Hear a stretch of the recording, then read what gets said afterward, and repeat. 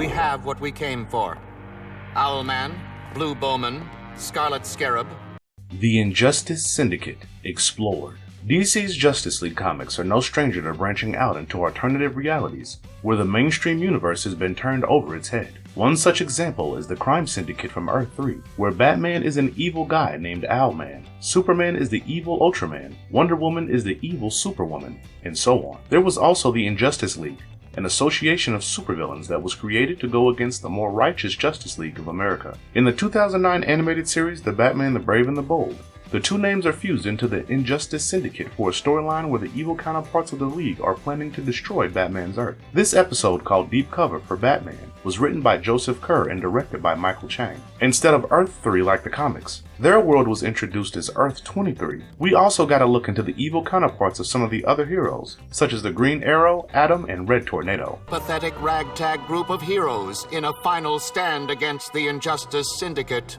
Batman found himself crossing paths with his own evil counterpart and his allies. He also worked alongside the heroic counterpart of his arch nemesis. In this video, we will go over it all. Before we go into our explanation, we have a very small request. If you like our content, please support us by subscribing to our channel. This is a small click for you, but for us, it means a lot. Thank you, and let's begin.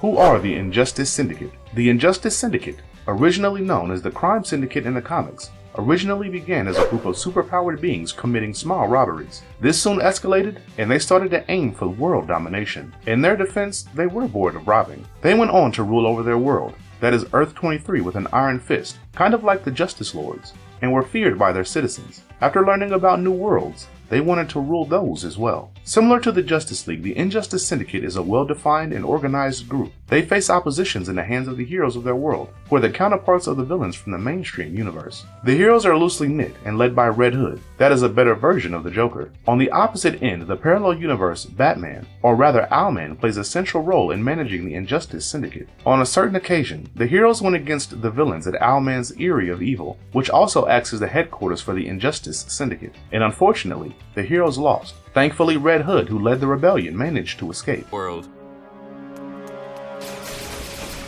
The Injustice Syndicate, from what we have seen in Batman the Brave and the Bold animated series, consists of Owlman, Scarlet Scarab, a parallel universe Blue Beetle, Silver Cyclone, who is a parallel universe Red Tornado, Barracuda, the evil Aquaman, Blue Bowman, the evil Green Arrow, and Rubberman, the evil Plastic Man, Dynamite, the evil Atom, and Blaze, the evil Fire. They appear in the episode Deep Cover for Batman. The story begins with Red Hood activating his phase oscillator to gain access to a parallel universe, in this case the mainstream DC universe. He throws one of his weapons into the new world to verify the wormhole's mechanisms. However, before he can go to this new world and ally with the others, he is intercepted by 4 shadowy figures. These figures try to get the phase oscillator, and even though Red Hood turns out to be an extremely capable fighter, there's only so much he can do against 4 people. He loses his phase oscillator and is forced to escape, after which it is revealed that these 4 figures are Owlman, Silver Cyclone, Scarlet Scarab, and Blue Bowman. In the mainstream universe, Batman fights off the Riddler and returns to his Batcave. He finds the weapon Red Hood had thrown from the wormhole and looks into it. It reflects the shadow of someone trying to ambush him when Owlman attacks Batman. The two go against each other in an evenly matched fight. They are the same after all, even though Owlman's black and gold suit is a lot cooler. Ultimately, Batman dims the lights and uses flares to overpower his opponent, as he takes advantage of owls having better night vision compared to bats. We also get to see a cool ocular technology that Owlman used in his suit that amplifies his night vision. Actually, that's what I'm counting on. Owlman is captured, and Batman examines the phase oscillator. When he gets a hint of what is going on, he decides to go to this other universe disguised as Owlman. He opens the portal, and soon finds himself in what seems to be the headquarters of the Injustice Syndicate. The members ask him about his infiltration plan, assuming that he is Owlman, and Batman asks them to let go of that Earth. He lies about everyone there having superpowers and being dangerous, hoping that it would cause them to take Batman's Earth off their radar. However, it only prompts the Injustice Syndicate to go with Plan B. In this plan, they intend to use Silver Cyclone's bomb to destroy that world, which would cause the other worlds to either surrender to the Syndicate or be destroyed by them. However, Silver Cyclone's bomb is incomplete, and the Syndicate needs the Promethium-90 to finish it. They raid a nuclear laboratory and open fire on the guards. Silver Cyclone informs them about not shattering the container that holds Promethium-90, and Batman heads to get it. However, he is attacked by Red Hood, who obviously believes that he is Owlman. Batman soon hits him away to a place that is slightly farther from the rest of the Syndicate and reveals his real identity. He even shows Red Hood the throwing weapon he had sent to Batman's Earth. He then plants a communication device over Red Hood's ear, while the rest of the Syndicate retrieve the Promethium 90. Finally, Batman knocks Red Hood out in front of the others to not give rise to suspicion, and Red Hood is ultimately captured. At the headquarters, Batman asks Blue Bowman where he had imprisoned Red Hood. Blue Bowman finds the question to be strange, and mentions how the hero has been detained at the same place as every other hero. He even expresses his feelings towards Batman's strange behavior, but is soon attacked by the Dark Knight. Not because he was blowing his own cover, but because Batman wanted to assert his dominance as Owlman. He menacingly asks Blue Bowman to never question him again, prompting him to leave the room. But the Archer soon sent word to an ally, asking them to stick close to the Bat. Meanwhile, Red Hood gets tortured with electricity by Silver Cyclone. His backstory is also spoken about, and this is where we learn that Red Hood is the parallel universe Joker. He had been thrown into a vat of acid by Owlman, and the subsequent chemical reaction destroyed his face, but it failed to destroy his spirit. He later led a hero's rebellion against the Injustice Syndicate, and until then, he had been the only one to escape. Batman overhears the conversation via the Bat communication device, and asks Red Hood to stall Silver Cyclone. Red Hood begins to speak in twisted words and codes to lead Batman into the place where the other heroes were detained, while managing to fool Silver Cyclone. Want from me? Excellent.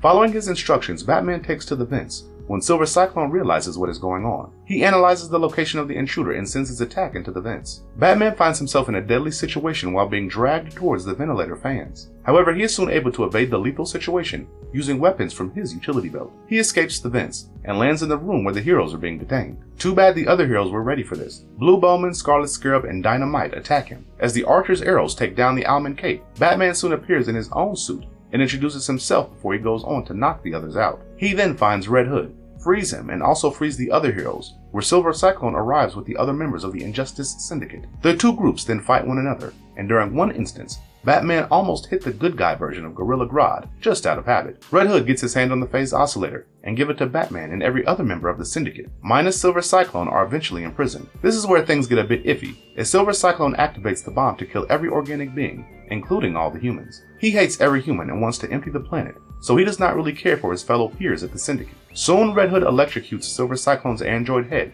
using one of his weapons, while Batman uses the phase oscillator to send the bomb to a zombie planet.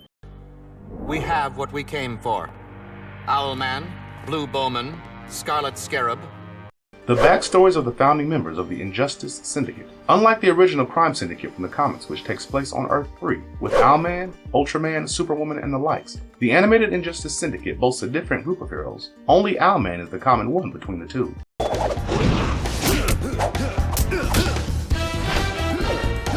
Owlman, parallel of Batman. Owlman is the son of Thomas Wayne, just like his counterpart. However, he had an older brother called Bruce Wayne in his universe. His parents and brother were killed by Gotham City corrupt police, which turned him against the world of law and order. Like Batman, who vowed revenge against crime, Owlman swore his vengeance against the law and then underwent rigorous training. He soon turned to criminal activities and later, world domination, as he worked as one of the founding members of the Injustice Syndicate. In the animated series, he found himself in the mainstream universe, where Batman had imprisoned him. However, he soon freed himself and went out and about, committing crimes in the name of Batman. So when Batman returned to his own world, he found himself to be a wanted man. Owlman had even captured the heroes and united villains, such as Gorilla Grodd, Clock King, Black Manta, Gentleman Ghost, The Brain, and Dr. Polaris. These villains are mostly the heroes from Earth 23 that had been captured by the Injustice Syndicate. In the end, he was taken down by Batman, who called upon several other Batmen from other universes, and Owlman was subsequently sent back to his Earth and placed under the intensive care of the Justice League Underground,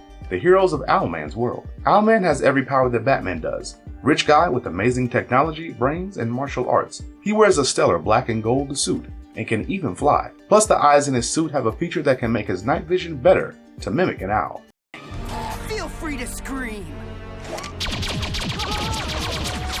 Scarlet Scarab, parallel of Blue Beetle. Scarlet Scarab is a flipped evil version of Jaime Reyes' Blue Beetle. He can even talk to his suit as well, since the extraterrestrial technology of the Scarab fuses to the spine and gives the wielder control over living armor. He is quite a prominent character throughout the episode in which he appears, and goes against a hero version of Dr. Polaris in the battle sequence. Ultimately, he is imprisoned. He has the same powers as Blue Beetle, but the way he uses them tend to be more aggressive and lethal. With the same powers, it can be said that Scarlet Scarab can pull off feats such as pyrokinesis and sound manipulation. He can also project energy, shoot laser beams, and fly. Barracuda, parallel of Aquaman. The evil counterpart of Aquaman, Barracuda, unlike Owlman or Scarlet Scarab, barely makes an appearance in the deep cover. He is present when Silver Cyclone arrives with his villains to fight Batman and Red Hood, and goes against Black Manta. However, he is ultimately taken down and imprisoned. He boasts all the abilities of Aquaman. He is a great fighter, swimmer, and is immensely strong and durable. He can communicate with life in the sea, manipulate the storms, thunder, and rain, and has latent magic. As an Atlantean and human hybrid, he can sustain himself on land for longer periods compared to other Atlanteans.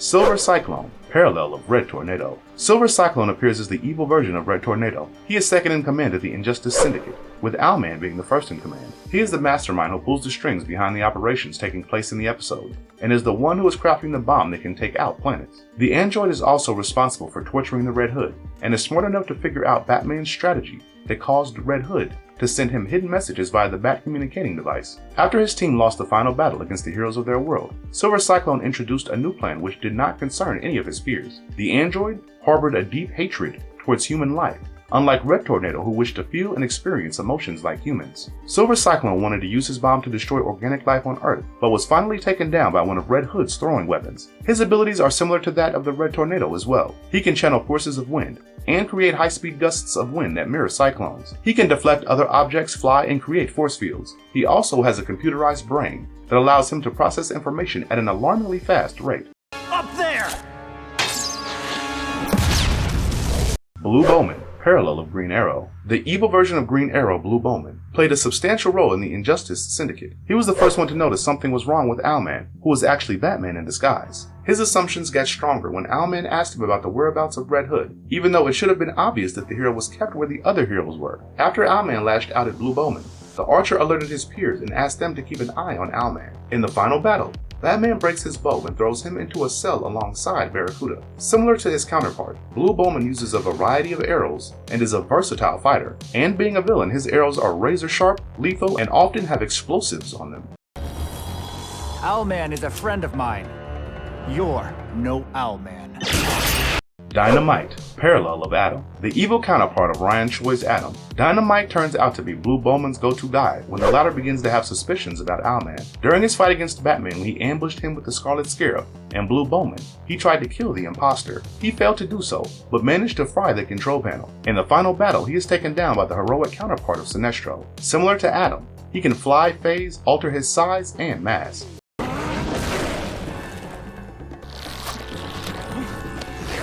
Rubberman, parallel of Plastic Man. The evil counterpart of Plastic Man, Rubberman, barely appears in this episode except for that one scene where he is bitten, rolled into ball, and is used as a spring by General Grodd during the last fight. He can stretch himself and his individual body parts to hurt others, kind of like Elastigirl from The Incredibles. He is also immune to electricity.